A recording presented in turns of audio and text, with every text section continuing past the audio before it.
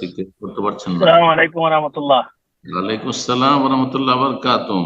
বলেন, আপনি তো শাইখ, পুরাতন মানুষ। যে শাইখ বলেন।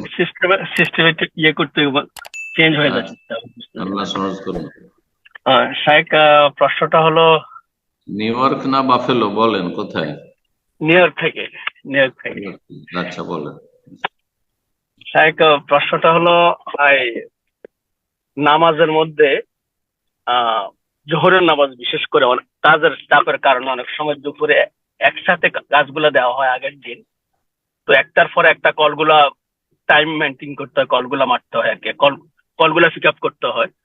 জোহরের নামাজের সময় হয়ে যায় কাজের ভিতরেই। তো নেক্সট পিক আপের জন্য অনেক সময় একটু তাড়াহুড়া হয়ে যায়, কিন্তু নামাজের ওয়াক্ত হওয়ার আজান দিয়ে ফেলছে, কিন্তু আমরা যদি নামাজটা পড়ে নি, নিজে নিজে নামাজটা পড়ে নি এবং এর মধ্যে সুন্নতটা পরে পড়ে নি, তাহলে এটা করা যাবে কিনা? কিসের জন্য এটা?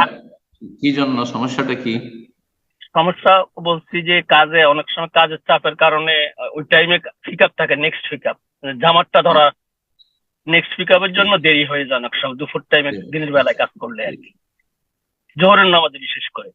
জি, প্রথম কথা, যথাসাধ্য জামাত সহকারে সালাত আদায় চেষ্টা করবেন। সঠিক মতে জামাত সহকারে সালাত আদায় করা পুরুষদের জন্য ওয়াজিব, যদিও আর একটি মত সুন্নাতে মুআক্কাদা, কিন্তু সঠিক হচ্ছে যে ওয়াজিব। তবে যদি এমন কোন ওজর হয় যে আপনি গাড়িতে চেপেছেন বা হয়তো আপনি ট্যাক্সি চালাচ্ছেন, আর সেখানে কাউকে পৌঁছাতে গিয়ে রাস্তায় লেট হয়ে গেল, আহ, আর আপনি জামাত পেলেন না, ইনশাল্লাহ আপনি মাজুর। কিন্তু আজান হয়ে যাওয়ার পরে বা সালাতে আজানের সময়, আজান অনেক সময় হয়তো শুনতে পান না মুসলিম দেশে, কিন্তু আজানের সময় হয়ে যাওয়ার পরে আপনি প্রস্তুতি নেন এখন উজু করার, কোন জায়গায় গাড়ি পার্ক করার, আর তারপরে মসজিদে যাওয়ার। জি, আর তারপরে প্যাসেঞ্জার উঠাবেন না, তারপরে কাজ শুরু করবেন না। কোন একটা কাজে, এমন এমার্জেন্সি কাজ, এমার্জেন্সি হলে জায়েজ, তখন আর জামাত, অনেক সময় জামাত মাফ।